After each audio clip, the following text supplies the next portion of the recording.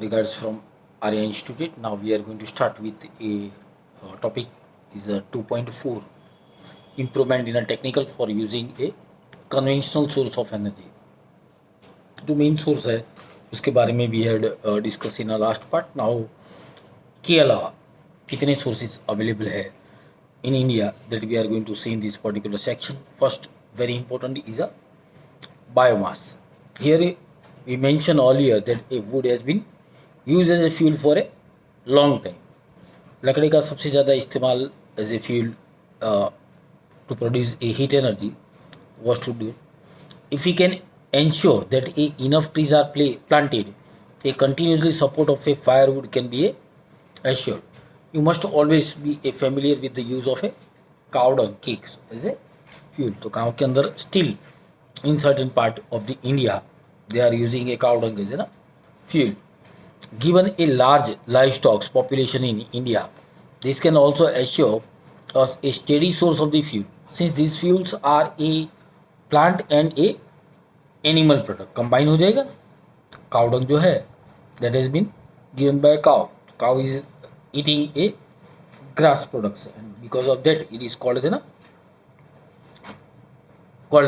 plant and animal product. The source of these fuels is said to be a biomass बोला जाएगा. Combinedly जो produce होके जो हमें मिलता है, तो we are going to tell this as biomass. This fuels however do not produce much heat on burning. In lot of the smoke is given out when they are burn. ये धुआं बहुत ही प्रोड्यूस करता है which is a little bit harmful. Therefore, technological inputs to improve this efficiency of this fuel are necessary. When wood is burned in a limited supply of the oxygen, water and volatile material, volatile मतलब जो चीज़ को गर्म होते ही सीधा gas के अंदर convert हो जाते हैं, present in it gives get a removed and a charcoal is left behind as a residue.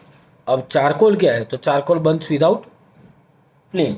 इसके अंदर कोई फ्लेम प्रोड्यूस नहीं होती है, but it is producing a huge amount of heat. So in a comparatively smokeless and has a higher heat generation efficiency. तो इनकी जो heat produce करने की जो कैपेसिटी है वो ज़्यादा होती है. Similarly the cow dung various plant material like a residue after a harvesting the crops, vegetable waste, these are decompose in the absence of oxygen. तो इसको ऑक्सीजन की एब्सेंस में अगर हम डिकम्पोज कर दें तो we are going to get as a biogas. Since the starting material in a mainly is a cow dung, लेकिन जो उसमें शुरुआत की जो प्रोडक्ट होती है वो यूजुअली क्या होती है, cow dung. So it is a popularly known as gobar gas. तो कॉमन लैंग्वेज में उसको बोला जाता है गोबर gas.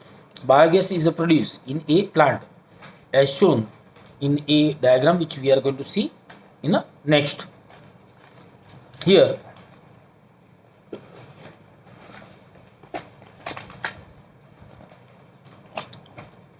the plant has a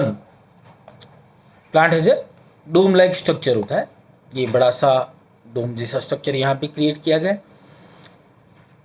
built with A BRICS. ये ईंटों से पूरा अंदर की तरफ एक कंस्ट्रक्शन किया जाता है. Slurry of the cow Dang and water is made in a mixing a tank from where it is a feed into the digester. तो इसको डाइजेस्टर के अंदर डाला जाता है. ये स्लरी है जो एक्सटर्नली आउटपुट किया जाता है. तो इसको ना सॉइल पार्ट. ये जो पूरा आउटर कंस्ट्रक्शन है it has been made with the help of a brick. Brick के बाद यहाँ पे से स्लरी डालेंगे, soil will be there and this is called as ना गैस टैंक. और ये डाइजेस्टर पार्ट है. तो यहाँ पे से नीचे से इसका डिकम्पोजिशन प्रोसेस शुरू होगा.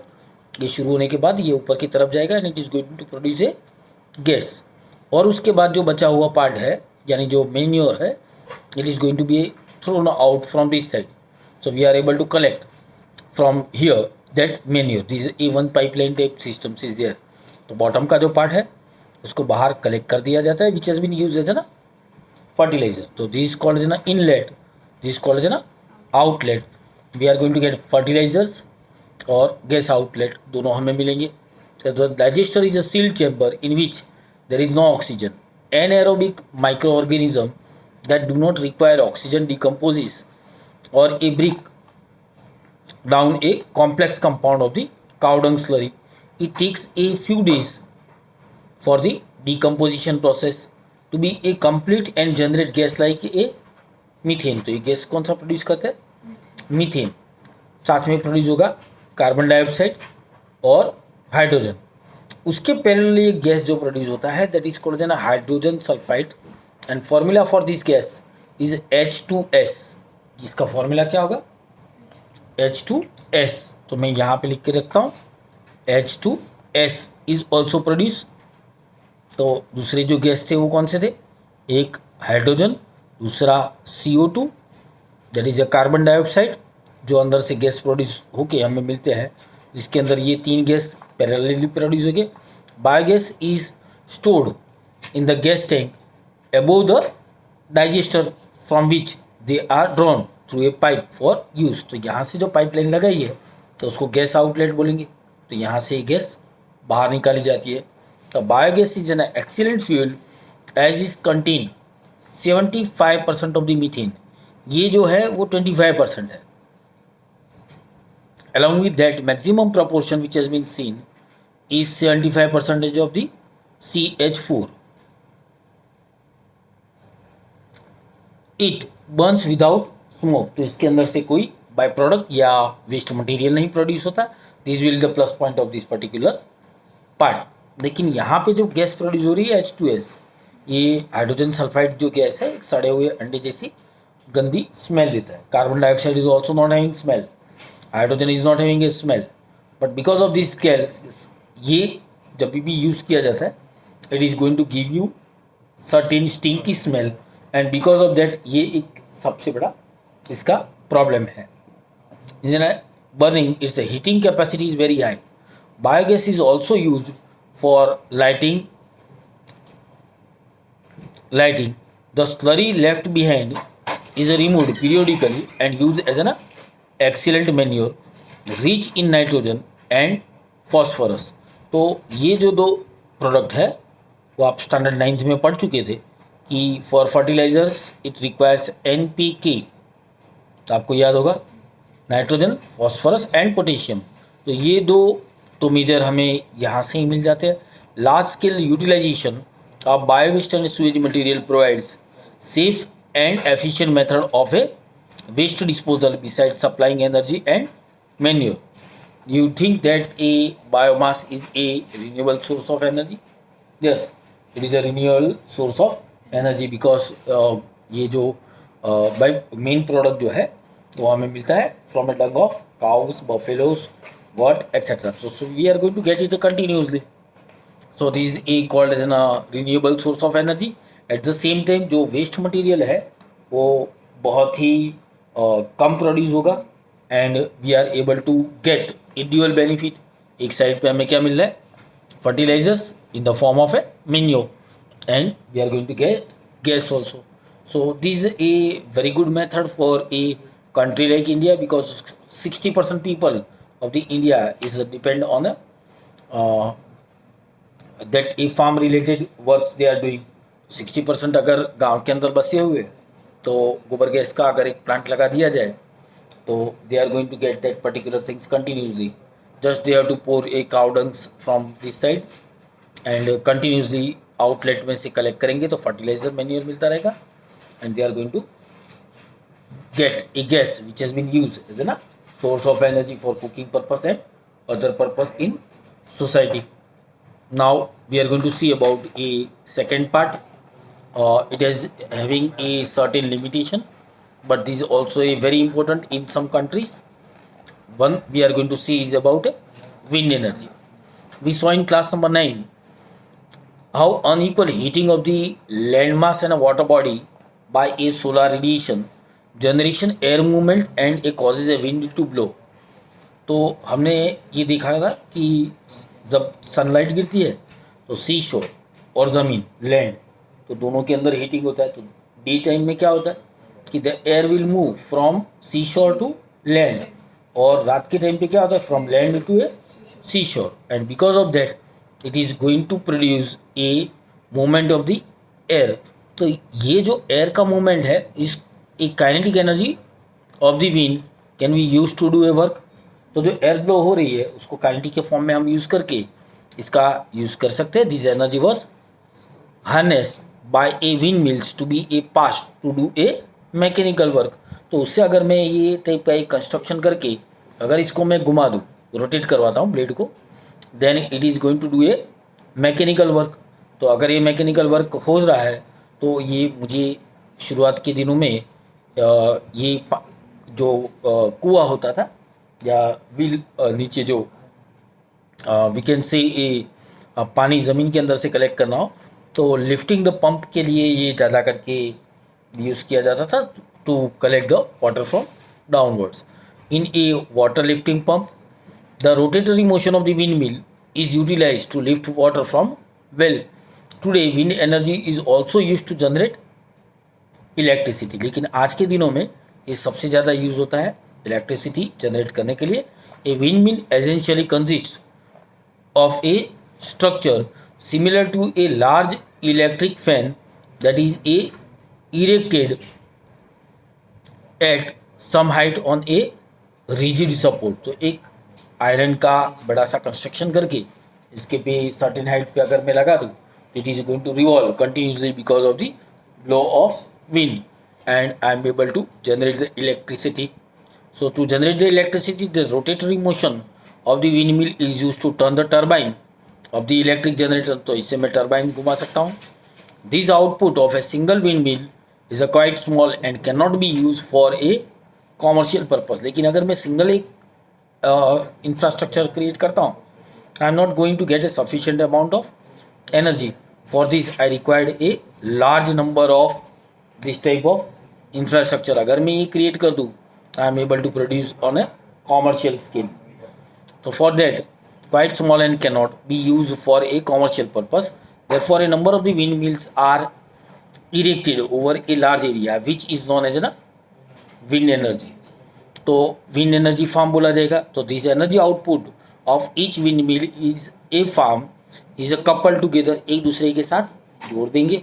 ये जोड़ देने की वजह से जो इलेक्ट्रिसिटी प्रोड्यूस होगी उसका हम कॉमर्शियल स्केल के अंदर यूज़ कर सकते हैं। Now the another things I would like to tell you which we are going to see कि इसके लिए जो विंड की जो स्पीड है that should be a minimum 16 kilometre per hour, 16 kilometre प्रति घंटा अगर स्पीड है तो ही ये पॉसिबल है, otherwise it is a bit difficult. So sea shore के बाजू में अगर हम ये लगा दें तो कंपेरेटिवली ज़्यादा प्रोड्यूस हो सकता है। Now we are going to see about a do you know करके एक बहुत ही अच्छी इन्फॉर्मेशन यहाँ पे दिया गया है। Denmark is called the country of the winds. यहाँ सबसे ज़्यादा एयर ब्लो होती है। More than 25% of their electricity needs are generated through a vast network of wind mills. तो डेनमार्क में मैक्सिमम जो इलेक्ट्रिसिटी प्रोड्यूस होती है that is because of the windmills. In terms of the total output, Germany is the leader. लेकिन अगर total amount बोला जाए output के फॉर्म में तो जर्मनी सबसे ज़्यादा प्रोड्यूस करता है। वाइल इंडिया इज रैंक्ड 5वें नंबर पे आता है। Is a harnessing wind energy for the production of electricity. It is a estimated that nearly 45,000 megawatt electrical power can be generated if India's wind potential is fully exploited. अगर पूरे का पूरा utilise किया जाए तो हम मैक्सिमम 45,000 मेगावाट इलेक्ट्रिसिटी प्रोड्यूस कर सकते हैं। The largest wind energy farm has been established near a Kanyakumari in TN। तो यहाँ पे तमिलनाडु के अंदर आप देखोगे तो वो वहाँ पे एयर ब्लो बहुत ही अच्छा है, तो उसकी वजह से आप वहाँ पे देख पाओगे। And it generates 380 megawatt of electricity. So we can say it is a pinch of amount we are still able to produce. अगर फुल फ्लेज अगर हम काम करें तो 45,000 मेगावाट तक की इलेक्ट्रिसिटी हम इसी के फॉर्म में प्रोड्यूस कर सकते हैं। So there is a plenty of the scope to produce the electricity in with the help of wind energy.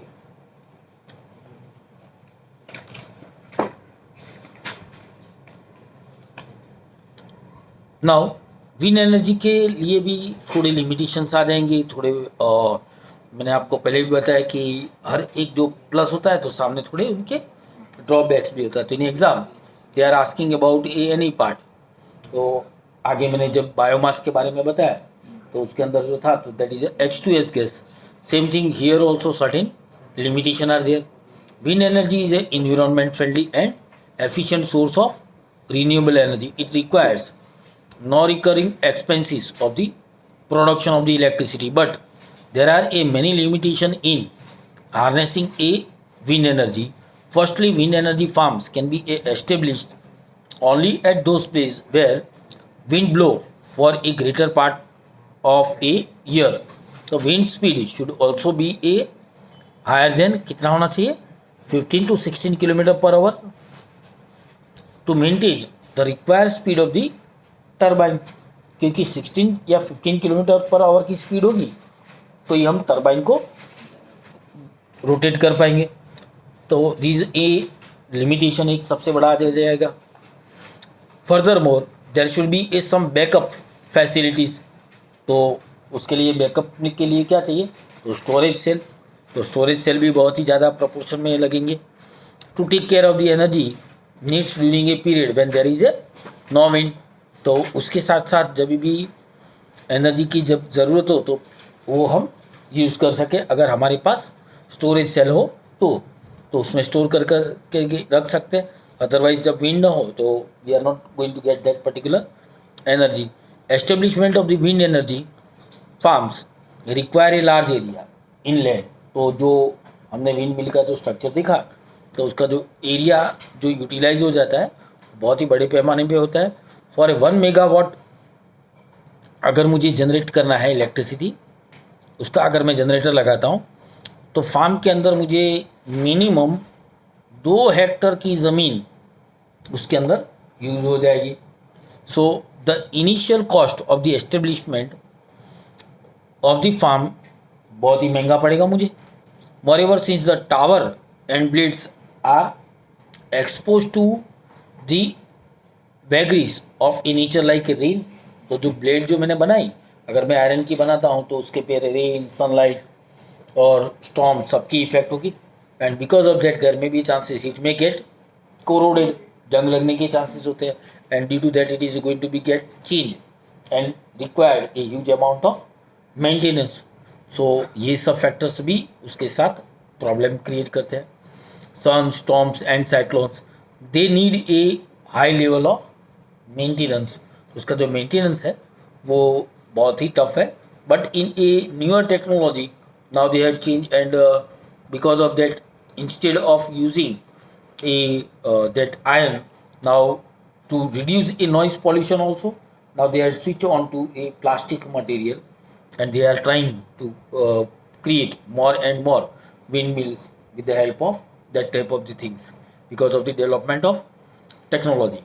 ये एक हमारे लिए सबसे सेकेंड नंबर का सोर्स हम कह सकते हैं कि अगर इसको डेवलप किया जाए तो still there is a plenty of this scope. Noise को ही कंट्रोल करना है।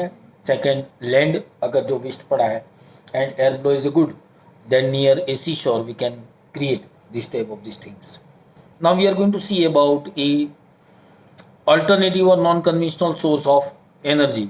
Non conventional source of energy के अंदर हम देखें तो with the technological process our dam for a energy increase day by day.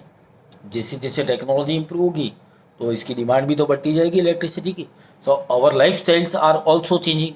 We use a mechanic machines to do a more and more of our task. So our basic requirement are also increasing as industrialization improves our living standard. तो जैसे जैसे industry develop होगी तो living standard भी बढ़ेगा। So you are able to see a plenty of the new gadgets which works only on electricity. So let us see, as our demand for energy increases we need to look for more and more source of the energy. We could develop the technology to use the available or non source of energy more efficiently and also look to new source of the energy. Any new source of the energy we seek to exploit would need a specific devices developed with the source in mind. So we shall now look at some of the latest source of the energy that we seek to tap, and this technology designed to capture and store energy from this that source. So एक statement यहाँ पे दिया गया है. Think it over. Some people say that if we start living in our ancestors as our ancestors, this would conserve energy and our ecosystem. Do you think this idea is feasible? अगर हमारे ancestors यानी पूर्वज जिस हिसाब से रहते थे कुदरत के सानिध्य में, अगर ऐसे रहे तो हम बहुत सारे एनर्जी के सोर्सेज कंजर्व कर सकते हैं और हमारी इकोसिस्टम को बचा सकते हैं. Do you think it is a right? Yes, 50-50 every coin is having a two side. Same thing, अगर हम वो तरह से जिए तो जो facilities which we are getting right now वो हम इंजॉय नहीं कर पाएंगे, लेकिन हम कुदरत को बचा पाएंगे. लेकिन for the development we are trying our level best. So we have to try to get a source which is having a less polluter. सो हम एक तरह से डेवलपमेंट भी कर सकेंगे एंड पैरेलली हम न्यूअर थिंग्स क्रिएट कर सकेंगे. तो सबसे पहले एक जो मेन सोर्स माना जाता है एनर्जी का, that main source of the energy is a solar energy. In whole universe we can say for a our planets and that is a sun. Center main supplier of the energy is a sun. So we have to try to grab that particular energy to develop that particular things. Let us focus on that particular part, that is a solar energy. Now we'll see about a solar energy. Sun has been a radiating enormous amount of the energy in the present rate for nearly 5 billion years से ये continuously energy emit कर रहा है, continuously radiating at the rate about a 5 billion years more. Only a small part of the solar energy reach is the outer layer. कितना आता है? बहुत ही कम part layer from the earth atmosphere. Nearly half of its absorbed while passing through the atmosphere and the rest reaches to the earth surface. बाकी का जो है वो अर्थ सरफेस पे आता है. So once again I would like to highlight about, do you know, India is lucky to receive a solar energy from greater part of the year. हम India के अंदर देखिए तो मैक्सिमम जैसे नॉर्थ पोल और साउथ पोल में solar energy का जो रिसीव है वो कम है, जबकि इंडिया के अंदर हम तीनों जो मेन सीजन है और during a whole year we are able to get a solar energy. It is estimated that during a year, India receives the energy equivalent to or more than 5,000 trillion kilowatt hour under a clear cloudless sky condition. अगर cloud ना हो तो 5,000 trillion kilowatt hour energy sun के through हमें मिलती है. तो daily average अगर हम कंसीडर करें तो कितना हो जाएगा? 4 to 7 kilowatt hour per metre square आएगा लैंड के हिसाब से कंसिडर करें तो. So the solar energy reaching unit area at a outer edge of the earth atmosphere expose perpendicularly to the rays of the sun at the average distance between the sun and the earth is known as an solar constant. तो इसको अगर मैं approximately consider कर लूँ तो approximately कितना हो जाएगा? 1.4 किलो जूल पर सेक. अगर मैं पर स्क्वायर मीटर के हिसाब से गिन लूँ तो ये kilowatt per metre square हो जाएगा 1.4. So you have to remember this particular value, that is 1.4 kilowatt per metre square. इतना सोलर के अंदर से हमें एनर्जी मिलता है पर मीटर स्क्वायर. नाउ इसी के बेस पे अभी आप जो न्यूअर टेक्नोलॉजी और सिस्टम्स है उसके अंदर देखेंगे तो we are able to see a solar panel लगा के और सोलर प्लांट लगा के we are getting a tremendous amount of energy. अभी धीरे धीरे because of the government is also providing a subsidy for solar plant. Now a black surface absorb more heat as compare to a white और a reflecting surface under a identical condition. Solar cooker and a solar water heater use this property in their working. Some solar cookers achieves a higher temperature by using a mirror to focus the ray of the sun. तो solar cooker are a covered with a glass plate. ये recall when you have learn about it in a greenhouse effect. Does this explain why a glass plate is used? तो यहाँ का construction अगर मैं आपको बता दूँ कि ये कैसे काम करता है, तो यहाँ पे एक पूरा ब्लैक कलर का बॉक्स बनाया गया है. ये मिरर है जहाँ पे ये सनलाइट यहाँ पे गिरेगी and it is going to show a reflection that ये जो ग्लास स्लैब है उसके पे इसका रिफ्लेक्शन होगा. ये यहाँ पे जाएगा, रिवर्सिबल होके वापस से यहाँ पे आएगा. एंड बिकॉज इन दिस, ये सोलर कुकर का एक मॉडल बताया कि जिसके अंदर अगर मैं ब्लैक बाउल के अंदर राइस या दाल अगर मैं पल्सिस अगर मैं रख देता हूँ, तो it is going to absorb a heat which has been received from sun. तो सन से जो एनर्जी आएगी उसकी वजह से मैं मेरा खाना यहाँ पे पका सकता हूँ. So this called in one that demonstration part has been given. ये इंडिया में इतना एक्सेप्टेंस नहीं हुआ because of the we can say a time consuming में. तो टाइम कंज्यूमिंग के हिसाब से इसका एक्सेप्टेंस उतना नहीं है. तो यहाँ पे अगर एक्टिविटी 14.6 देख ले तो study of the structure and working of the solar cooker और ए सोलर वाटर हीटर ये एक अभी यूज़ होने लगा है, particularly with a regard to have it is insulated and a maximum heat absorption is ensured. तो जितना इसके अंदर हीट एब्जॉर्ब होगा उतना ही ये क्रिएट करेगा.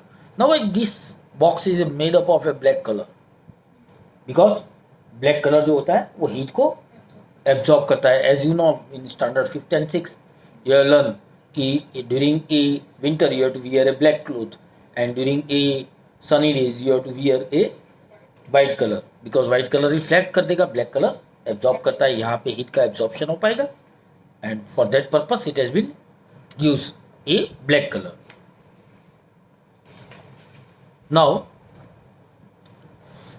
design and build a solar cooker or a water heater using a low cost material available to check whether the temperature is achieved in your system. Yes, we are able to get the temperature more than 100 degrees Celsius within short duration of time.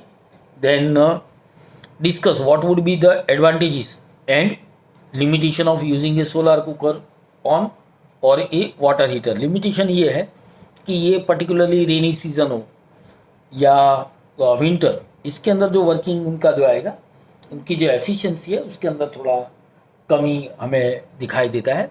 Otherwise it is overall it is a good. Now I would like to show about a solar cell panel.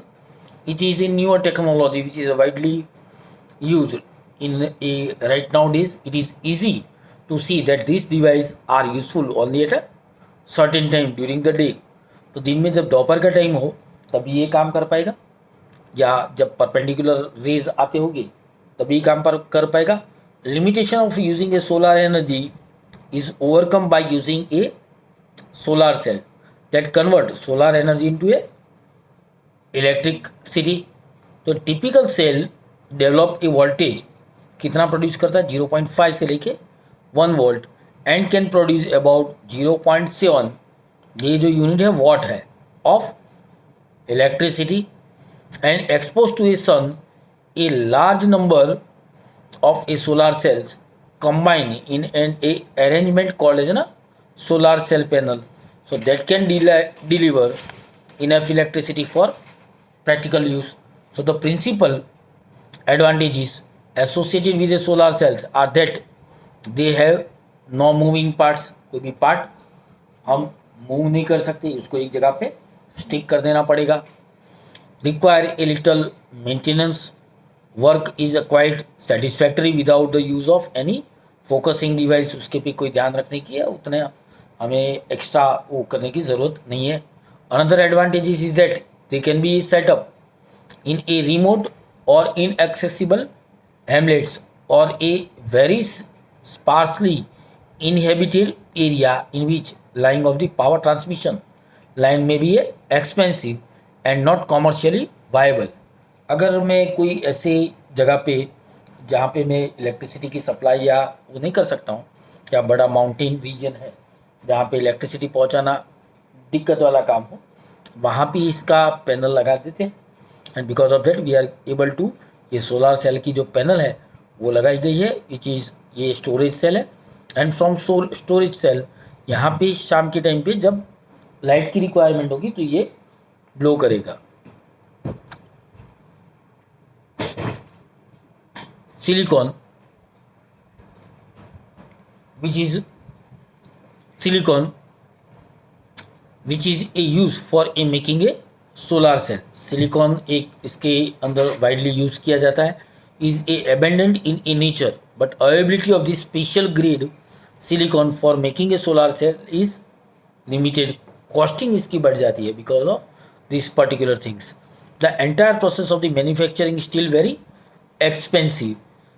यहाँ पे एक दूसरा source आता है, that is a silver used for a interconnection of the cells। as you know that a silver and a copper is a very good conductor, but silver is a more better and good conductor compared to the copper also, so we are using a silver in this। a panel further added to the cost, तो इसकी वजह से इसकी जो costing है वो बढ़ जाती है। In spite of the high cost of the low efficiency solar cell are use for many scientific and technological application. तो इवन दो ये कॉस्टिंग बढ़ जाती है लेकिन इसका जो यूजेज है वो सबसे ज़्यादा है। आर्टिफिशियल सैटेलाइट्स जितने भी स्पेस में भेजे जाते हैं, probes like a Mars orbiters है यूज़, तो उसके अंदर किसका हम यूज़ करेंगे, solar cell, as they are the main source of energy, क्योंकि स्पेस में जाएंगे तो सनलाइट तो मिलती रहेगी। रेडियो और ए वायरलेस ट्रांसमिशन सिस्टम्स और ए टीवी जो रिले स्टेशन होते हैं इन रिमोट लोकेशन में, जिससे जहाँ पे कोई रेगिस्तान हो, डिजर्ट एरिया हो या हिली रीजन्स हो, वहाँ पे अगर मुझे भेजना है तो I can use this solar cell panels. Traffic के सिग्नल्स है, अभी आप गांधीनगर साइड पे देखोगे तो वहाँ पे बीच के अंदर रोड के बीच में जो सिग्नल्स या लाइट जो जलानी होती है तो वहाँ पे they have constructed a this type of the solar cell panel, आपने देखी होगी। And because of that during a night day time they are able to collect the energy, it has been stored and it has been used for a night time। तो continuously हम उसको use कर सकते हैं। ये अपने day to day life के अंदर ट्रैफिक सिग्नल में हम यूज़ कर सकते हैं, कैलकुलेटर में might be also you have seen. And a many toys are fitted with a solar cell. छोटे छोटे बहुत सारे खिलौने हैं which is also working with the help of solar cell. The solar cell panels are mounted on a specially design inclined roof, यानी ढलते हुए जो छपरे होते हैं उनके पे top, so that more solar energy is incident over it and the domestic use of the solar cell is however limited due to its high cost. तो डोमेस्टिक यूज अभी पहले कम था, but because of the huge requirement now people had also started accepting this particular things. This solar cell panel लगाने का शुरुआत आप city के अंदर भी देख सकते हो। In all metro cities you are able to see a this type of the solar panel. So we had learned up to the three main important। one is relevant to the biomass energy के बारे में देखा हमने। Second that is relevant to the solar energy के बारे में हमने पढ़ाई किया। Third that is a wind energy. ये जो तीन एनर्जी के बारे में पढ़े that is a available very freely. तो ये तीन, एक wind, second is a biomass and biogas, और तीसरा था सोलार। तो ये तीन में से किसी एक के बारे में शॉर्ट नोट पूछा जाता है, इसका वेटेज होता है 3 marks. You have to write down merit, merit means a benefit and demerits of that. तो ये 3 मार्क के अंदर का एक इंपॉर्टेंट क्वेश्चंस का पार्ट बन जाता है। If you have any doubt or any query, at the same time I would like to suggest you that you have to write down in the form of points। Starting के 4 points आप merits के लिखेंगे, बाकी के 3 या demerits के बारे में बता दीजिए। डीमेरिट्स तो नहीं बोले जाएंगे that is called an limitations. Demerit is not a perfect word, so you have to use a limitations. कई बार कॉस्ट इफेक्टिव हो जाती है, तो वो सब जो पॉइंट्स हैं वो आपको यहाँ पे मेंशन करने होते हैं। Total is a 1.5 mark for its construction, second 1.5 mark for its limitations। So you are going to get a 3 marks. So I am requesting you to read this particular chapter very carefully. As such, this chapter is a very easy. You can prepare your own points. If you have any query or any doubt, you can contact me on number 9638229462. Be in touch, and if you have any queries, just let me know. आज का homework मैं आपको दे देता हूँ कि आपको ये तीनों जो main source of the energies के बारे में बताया, उसके बारे में आपको शॉर्ट नोट में मेंशन करना है. सबसे एक इम्पोर्टेंट है that is relevant to a biomass. तो बायो जो गोबर गैस का जो प्लांट का एक स्ट्रक्चर आपको बताया था, वो आपको स्कीमेटिक डायग्राम में ड्रॉ करना है, just to understand the concept. And because of that, अगर आप 1 या 2 बार ड्रॉ कर लेंगे तो आप वो सिस्टम को पूरी अच्छी तरह से जान पाएंगे. Thank you very much for being with us. Thank you.